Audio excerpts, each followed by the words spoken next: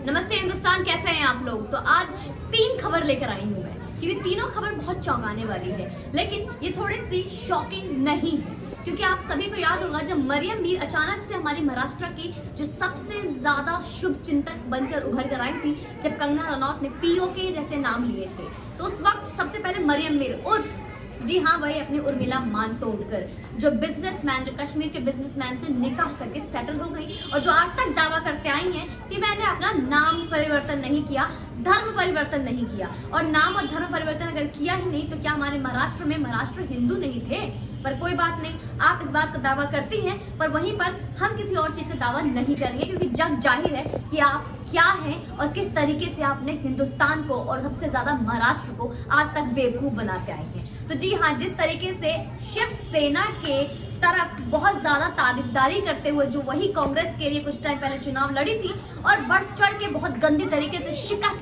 हुई थी, जी हाँ, उसी उर्मिला मातोंडकर उर्फ मरियम मीर की बात करूंगी। जिस तरीके से आज मंगलवार को कैसे शिवसेना में आज उनका स्वागत किया गया है।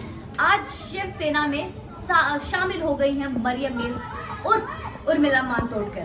तो उर्मिला मातोंडकर जी, आपने जो अपने रूप दिखाए थे, अपने चरित्र जो दिखाए थे, उस वक्त हमें पता चल गया था कि आप अपना भविष्य की प्लानिंग कर रही हैं। क्योंकि यहाँ तो एक ऑटो ड्राइवर, उस ऑटो ड्राइवर की किस्मत इतनी अच्छी हो जाती है जो कि कुछ सालों में लगभग 80% के इनकम की 800% की इनकम की बढ़ोतरी कर लेता है। तो जहां एक ऑटो ड्राइवर 800% की बढ़ोतरी करता है, वहां आप तो एक एक्स बॉलीवुड स्टार रह चुकी हैं। स्टार का आज तक मतलब मुझे समझ में नहीं आया कि किस तरीके से है। दोस्तों, बात करूंगी मैं उस उर्मिला मातोंडकर की कि आज कैसे वो शिवसेना में शामिल होकर अपने नए रूप से निखर कर आई है। पहले कांग्रेस से शिकस्त, लेकिन वहीं पे आज एयू उर्फ आदित्य ठाकरे, जी हाँ, बेबी पेंगुइन नहीं बोल रही हूँ मैं उद्धव जी, मुझे नहीं पता कौन है बेबी पेंगुइन, ओके। तो आदित्य ठाकरे जी आज बहुत प्यार से स्वागत करते नजर आए उर्मिला मातोंडकर का, क्योंकि अभी थोड़ा सा मौसम ठीक नहीं है ना, तो दिशा पटनी और रिया चक्रवर्ती और इन सब तरह के बॉलीवुड के जो सितारे हैं उनके साथ तो दिखेंगे नहीं। तो आजकल उर्मिला मातोंडकर का स्वागत करते नजर आए हमारे आदित्य ठाकरे, उद्धव ठाकरे जी के सुपुत्र, जी हाँ, जिनके लिए सारा महाभारत रचा गया। दोस्तों, इतना ही नहीं, आज महाराष्ट्र में, जी हाँ, इसी ऑटो ड्राइवर से मुझे याद आया, ऑटो ड्राइवर साहब के पास माफी चाहूंगी जी, हमारे विधायक साहब हैं, उनके लिए आज दूसरा समन जारी हुआ है। जी हाँ, आज दूसरा समन जारी हुआ, क्योंकि पहली बार तो उन्होंने आज खुद को क्वारंटाइन कर लिया था कि मैं क्वारंटाइन हो गया हूँ। एमएलए साहब क्वारंटाइन हो गए थे, शिवसेना के एमएलए साहब, आपको अच्छे से याद होगा जब ईडी का समन जारी हुआ था, इनके ऊपर मनी लॉन्ड्रिंग का केस था। वहीं पे आज ईडी ने दूसरा समन जारी किया और विहंग के नाम पर, और विहंग के पिताश्री मतलब कि हमारे शिवसेना के एमएलए साहब के नाम पे, मतलब प्रताप सरनायक के नाम पर।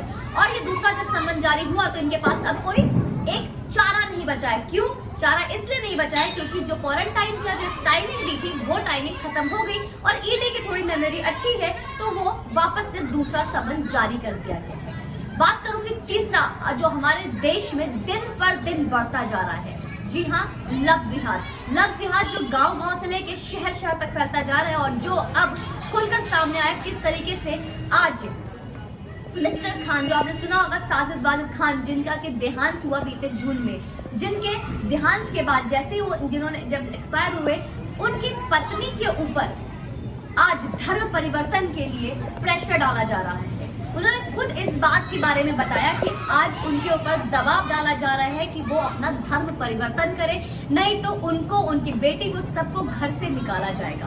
दोस्तों, लव जिहाद, जहां पे उत्तर प्रदेश में योगी आदित्यनाथ जी ने ऐसे कड़ी से कड़ी सजा बनाई कि अगर कोई भी जबरदस्ती धर्म परिवर्तन की कोशिश करेगा बिना किसी सबूत के, बिना किसी आईडी प्रूफ दिखाए, कहीं भी इस तरीके की चीजें धर्म परिवर्तन में जोर जबरदस्ती करते हुए नजर आई, तब 10 साल के लिए चक्की पीसिंग करना पड़ेगा, क्योंकि वो योगी आदित्यनाथ जी हैं। पर क्या ये जो योगी आदित्यनाथ जी ने जो स्टेप उठाया है लव जिहाद को लेकर, क्या ये भारत के हर स्टेट में होना क्या संभव नहीं है?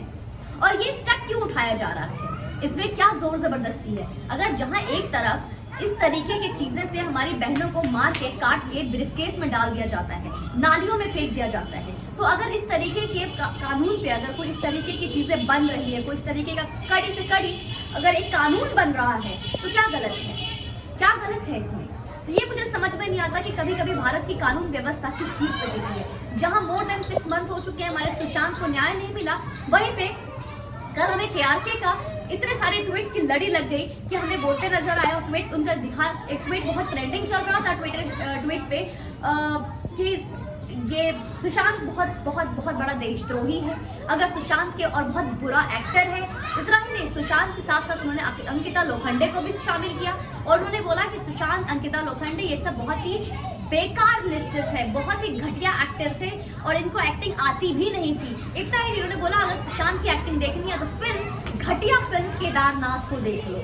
मुझे नहीं नजर आता है कि सुशांत ने केदारनाथ में फिल्म क्या घटिया बना दिखाई है, लेकिन उसमें जो मैसेज दिया गया कहीं ना कहीं वो मैसेज उस वक्त जब सुशांत जहां थे, अगेन मैं कहूंगी he tried to Milan up, क्योंकि उनको उसमें थोड़ा सा एडजस्ट करना था, वहां पे एडजस्ट करना था। लेकिन लास्ट टाइम जमीर, परवरिश और अपने भारत की जो राष्ट्र वाली कहीं ना कहीं एक बात थी सुशांत में, वो उनकी जो आत्मा थी, जो उनका सोल था, जो उनकी सोच थी, जो उनकी परवरिश थी, वो इस बॉलीवुड में मैच नहीं कर पाई और ये बात बॉलीवुड को बुरा लग गया। तो दोस्तों, इन सारी चीजों को लेकर आज मेरा आपसे सिर्फ यही मैसेज है, चाहे वो लव जिहाद हो, चाहे आज इस तरीके के महाराष्ट्र में ईडी के लिए जो आज दूसरा समन जारी किया गया सरनाईक जी के लिए, या फिर शिवसेना में उर्मिला मातोंडकर का जोर शोर से स्वागत है, इन सब से आपको एक चीज तो नजर आ गई होगी। इतना ही दोस्तों, अभी बीते कुछ कल परसों में ये भी देखने को मिला कि करण जौहर के यहाँ खुलेआम बहुत बड़ी पार्टी हो रही है। तो आपने सोचा कभी एक तरफ जहाँ पे पूरे बॉलीवुड में, महाराष्ट्र में हंगामा हो रखा है, जहाँ पे हर घर में एनसीबी छापेमारी कर रही है, वहीं पे एक नई पार्टी हो रही है। तो क्या इस पार्टी के पीछे क्या राज हो सकता है? सोचा आपने, क्या ये पार्टी फिर से चरस की पार्टी है, ड्रग्स की पार्टी है, किस तरीके की पार्टी की जा रही है? या फिर से इस तरह की पार्टी में खीर खिलाया जा रहा होगा या हलवा गाजर का खिलाया जा रहा होगा, ये दिखाने के लिए कि महाराष्ट्र के जो बॉलीवुड वाले पार्टीज करते हैं बहुत ही पाक और पवित्र होती है। दोस्तों, थोड़ी बात करनी होगी, लेकिन ये सारी चीजें बहुत ज्यादा जरूरी थी आप तक शेयर करना कि किस तरीके से लोग, जहाँ पे हम इंसाफ के लिए गुहार लगा रहे हैं, वहां पे ये बड़े बड़े महाराष्ट्र के बॉलीवुड के स्टार्स आज भी पार्टीज नहीं खत्म होती। तो इस पर आपका क्या ख्याल है मुझे प्लीज बताइएगा, और इस पे आप क्या सोचते हैं? ईडी के समन उर्मिला मातोंडकर का, सबसे बड़ा उर्मिला मातोंडकर का जो स्वागत किया गया आज शिवसेना में, इस पर आपका क्या विचार है? इस पर जरूर बताइएगा कि उर्मिला मातोंडकर का इस चाल से क्या कहना है, इसका आप मुझे जरूर बताइएगा। आपके मैसेज का वेट करूंगी। वीडियो पसंद आए तो प्लीज आगे लाइक करें, शेयर करें, सब्सक्राइब करें। जय हिंद दोस्तों, वंदे मातरम।